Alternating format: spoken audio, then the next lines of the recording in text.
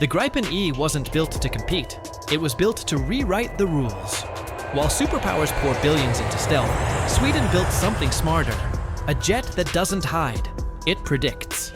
AI-powered sensor fusion, modular mission computers, a radar that hunts in silence, and a price tag that makes F-35 accountants weep. But here's what they don't tell you. This isn't about technology. It's about time. The Gripen E shaves seconds off pilot decision-making. And in modern air combat, seconds are the difference between victory and a fireball at 30,000 feet. So how did a small Scandinavian country with no stealth obsession create the fighter jet that's making NATO reconsider everything? We're about to find out. Because the Gripen E isn't just Sweden's future. It's a warning shot to every air force still fighting yesterday's war. November 2019. Test pilot Major Erik Lindström strapped into the Gripen E prototype over the frozen Baltic Sea. His mission: stress test the new AI-driven sensor fusion system against a simulated Russian Su-35 ambush. The scenario was simple: survive. Within 90 seconds, his cockpit lit up with threat vectors he never requested. The AI had processed radar, infrared, and electronic warfare data before his brain registered the danger. Then his display went black. Not a malfunction. The system had switched to passive IRST tracking, hunting the enemy without betraying his position. Lindström realized something chilling. The jet was making decisions faster than he could. When he landed, he told engineers one thing: I wasn't flying it anymore. It was flying with me. That moment redefined air combat, because the Gripen E doesn't just respond to threats, it anticipates them. Sweden has no aircraft carriers, no massive defense budget, no delusions of global military dominance. So why is their fighter jet terrifying analysts from Washington to Beijing? Because while others built muscle, Sweden built brains. The Gripen E is a 4.5 generation multi-role fighter developed by Saab, Sweden's defense industrial titan.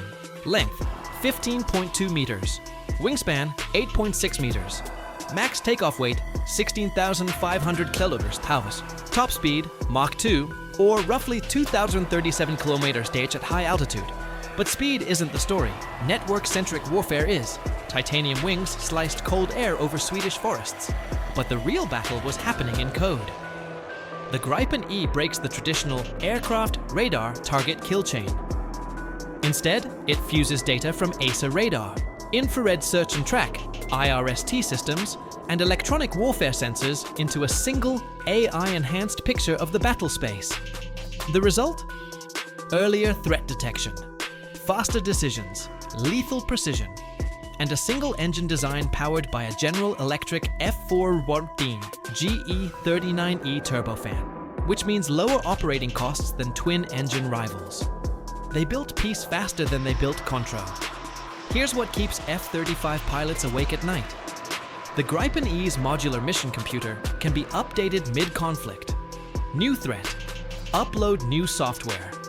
New weapon. Integrated in hours, not years. The aircraft's architecture is designed for rapid adaptation, something legacy platforms struggle with. This isn't a jet. It's a flying software platform. And the AI does something unnerving. It learns. Sensor fusion means the Gripen E doesn't just collect data, it interprets it. Radar tracks a bogey. IRST confirms heat signature.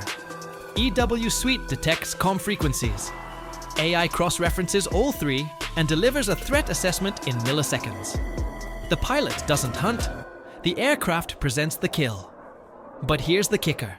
The system works even when outnumbered. In a 2022 wargame simulation, a single Gripen E detected and tracked 8 hostile aircraft simultaneously, while coordinating with ground-based air defense, all without emitting a single radar pulse. Silence isn't weakness. It's the new dominance. Gray clouds reflected off canopy glass. And somewhere below, war became obsolete. 10 external hardpoints. That's the Gripen E's arsenal capacity. A modular weapons bay, that transforms the jet from air superiority hunter to ground strike predator in under an hour. Air to air? Mount Meteor, beyond visual range missiles and Iris-T short-range killers. Air to ground. Pair it with precision-guided munitions or anti-ship missiles. Reconnaissance. Swap in sensor pods. The Gripen E doesn't specialize, it adapts. And its 360-degree electronic warfare system means it can jam enemy radar, spoof incoming missiles, and disrupt communications, all while maintaining offensive capability. But the real edge? Logistics. Then the radar stopped, and so did history. The Gripen E can deploy from highway strips with minimal ground support. No massive runways, no sprawling air bases. Just a straight stretch of asphalt, a fuel truck, and a 6-person ground crew. In a conflict where air bases are the first targets, this is a strategic game changer. While adversaries crater runways, Gripen E squadrons scatter into forests and highways, reappearing, striking, vanishing. Guerrilla warfare at Mach 2. Smoke curled from exhaust trails. War had learned to whisper. Here's the number that makes defense ministers nervous. The Gripen E costs roughly $85 million per unit. The F-35, $110, $130 million depending on variant. But cost per aircraft is just the appetizer.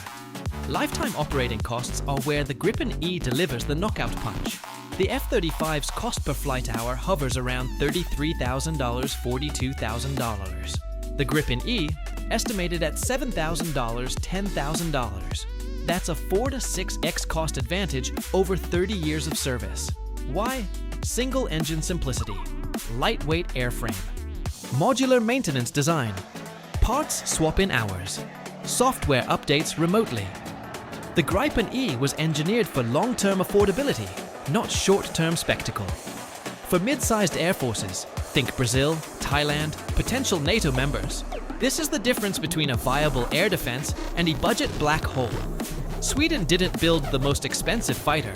They built the most sustainable one.